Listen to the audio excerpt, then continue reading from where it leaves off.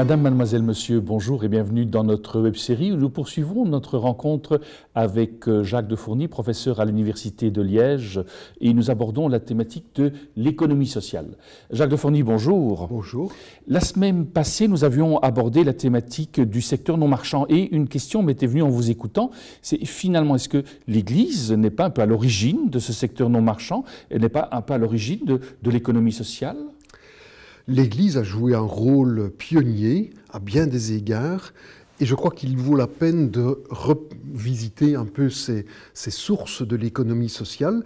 Elle a toujours été très importante, mais pas l'acteur unique. Et dans ce sens-là, ça vaut la peine peut-être de redéployer un petit peu le paysage des grandes tendances philosophiques qui, à partir du XIXe siècle surtout, même la fin du XVIIIe, ce paysage qui a vraiment été le creuset où s'est forgé l'ensemble de l'économie sociale moderne.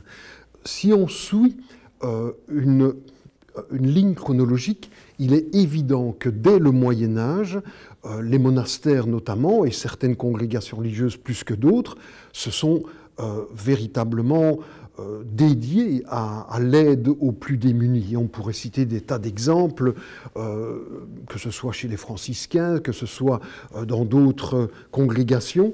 L'attention aux pauvres, aux plus défavorisés, a souvent été une orientation majeure et peut-être un peu moins dans la doctrine de l'Église, ou en tout cas dans la doctrine telle qu'elle inspirait les comportements de l'Église en tant qu'institution. Je veux dire par là qu'avec beaucoup d'autres, il faut bien reconnaître que l'Église a souvent été davantage aux côtés des puissants, aux côtés des dirigeants, sacrant des empereurs par-ci, ayant pas mal de richesses par ailleurs, mais il y a toujours eu au niveau du terrain des initiatives d'Église. Mais c'est surtout à partir du XIXe qu'on voit naître les formes d'économie sociale qui vont véritablement configurer l'économie sociale d'aujourd'hui. Et si on regarde ces ferments philosophiques, on peut en discerner trois majeurs et un quatrième pour les régions francophones. D'abord, et chronologiquement, même si les monastères du Moyen-Âge ont joué un rôle majeur, comme je viens de le dire, dans le XIXe siècle, c'est d'abord l'émergence du socialisme associationniste et des socialistes utopiques qui a marqué l'apparition des premières sociétés de secours mutuels, par exemple. Le XIXe siècle, c'est un siècle très brutal au niveau économique. C'est le siècle où l'État fait le plus confiance aux lois du marché, c'est la doctrine du laisser-faire. C'est aussi le siècle de la révolution industrielle, et ce contexte est très propice à la création de richesses, mais elle est très mal distribuée, et 90% de la population vit dans des conditions quasi infrahumaines. Surtout dans les villes, dans les usines, un peu moins à la campagne, mais beaucoup de personnes à la campagne ne sont pas propriétaires, juste ouvriers agricoles, journaliers, que sais-je. Et dans ce contexte-là, ce sont des précurseurs comme Fournier, comme Owen en Angleterre, qu'on appelle les socialistes utopiques, qui rêvent d'échapper aux lois du capitalisme en formant des communautés véritablement centrées sur les relations humaines, le respect d'autrui, une économie au service du vivre ensemble. Aucun des deux ne parviendra vraiment à forger des formes qui vont durer, mais c'est leur rêve de phalanstère, de communauté, de village d'harmonie pour Robert Owen, vont inspirer ceux qui, au début du XIXe, vont alors lancer les premières initiatives. Et c'est quoi ces premières initiatives ? Ce sont d'abord des sociétés de secours mutuels, des ouvriers, des paysans qui se mettent ensemble en se disant « nous avons des besoins non satisfaits, essayons de répondre ensemble, d'inventer ensemble des solutions qui rencontrent notre intérêt mutuel ». Du côté de l'accès à la santé, ce sont des familles, des individus qui décident de cotiser chaque semaine ou chaque mois à un pot commun.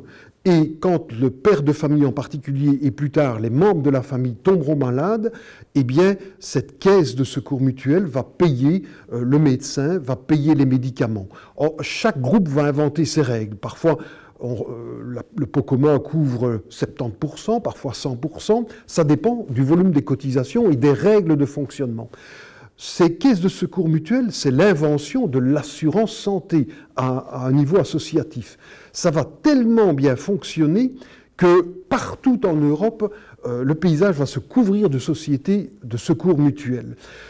Dans le même sens, on va voir naître les premières coopératives, avec souvent citées comme expérience emblématique les pionniers de Rochdale qui vont inventer les principes coopératifs de gestion démocratique d'une entreprise. Là, il ne s'agit pas de financer l'accès à la santé, mais de produire des biens et des services qui créent des emplois, qui créent des emplois pour les membres, et ces emplois eh bien, sont la véritable finalité de l'organisation coopérative. Mais il y aura des coopératives de consommateurs, des familles qui ne parviennent pas à acheter les biens alimentaires nécessaires à un prix décent parce que les marchands essayent de maximiser leurs marges, alors on se rassemble, d'abord par quelques dizaines et puis des centaines d'ouvriers ou de paysans qui décident d'acheter en gros, au prix de gros, tous ensemble, des biens de première nécessité, surtout alimentaires.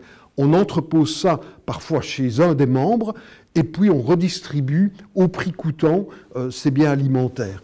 Ça va tellement se développer parce que ça rencontre vraiment un besoin que progressivement ces groupes, d'abord quasi informels, vont ouvrir un entrepôt, puis une vitrine, et puis vont engager des personnes. Au début, on tient le magasin à tour de rôle, et puis on engage des vendeurs, des vendeuses, si bien que ça va créer toutes les coopératives de consommation qui vont se développer d'une manière extraordinaire. Ce sera la forme de coopérative la plus développée jusqu'en 1950 à peu près. Il y a des coopératives d'épargne et de crédit où les gens mettent ensemble leur épargne pour la sécuriser et pour que cette épargne collective permette à chacun des membres de prendre des crédits, d'avoir accès à des crédits que les banques ne veulent pas donner, faute de garantie.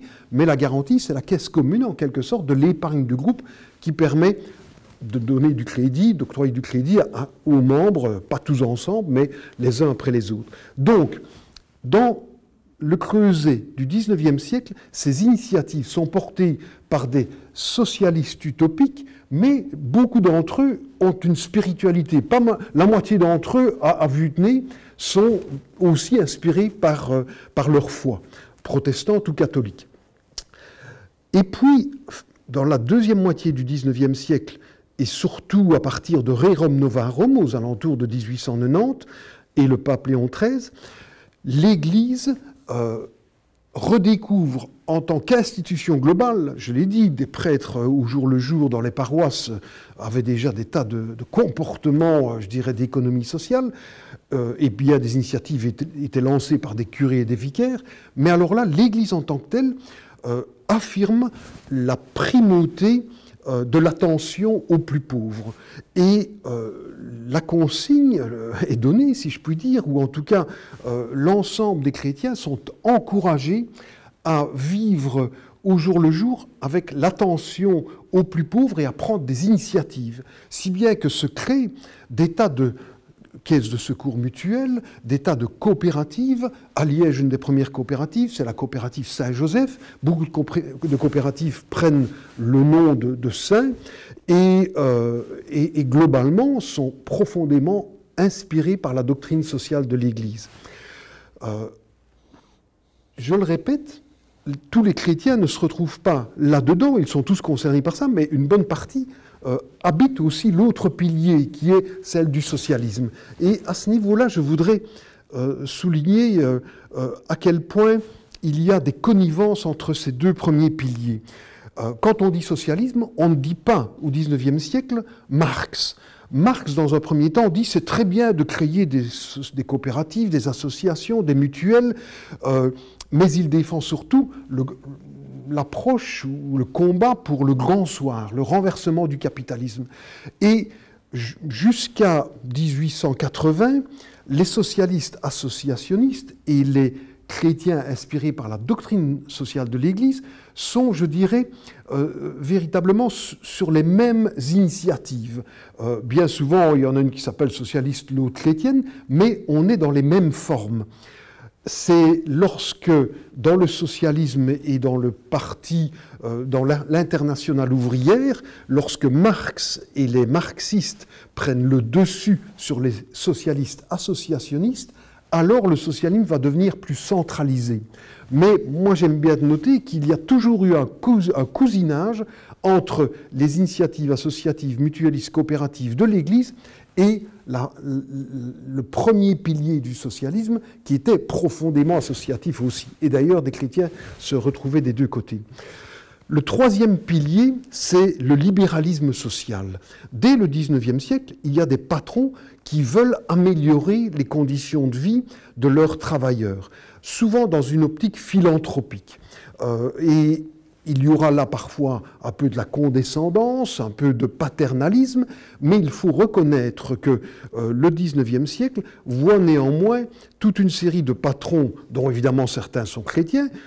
À l'époque, une bonne partie de la population, en dehors des zones les plus industrielles, sont d'inspiration chrétienne, et toute une série d'initiatives philanthropiques qu'on nommera parfois dames patronesses et autres appellation un peu caricaturale aujourd'hui, mais fondamentalement, il y a là la naissance d'une philanthropie très importante qu'on voit ressurgir aujourd'hui avec les nouveaux milliardaires du net ou aux États-Unis, mais maintenant de plus en plus en Europe, des patrons qui se veulent sociaux en quelque sorte. Et puis il y a encore une branche française sur le mutualisme que je ne vais pas détailler parce qu'elle est moins importante à l'échelle internationale. Jacques, merci pour cette partie historique. Je pense que nous aurons l'occasion dans un prochain magazine, de peut-être poursuivre un petit peu, de découvrir alors l'économie sociale telle qu'elle est vécue aujourd'hui. Nous arrivons au terme de notre magazine. Merci d'être resté avec nous. Au nom de toute l'équipe qui l'a préparé, il ne me reste qu'à vous souhaiter une excellente journée et je vous dis à très bientôt.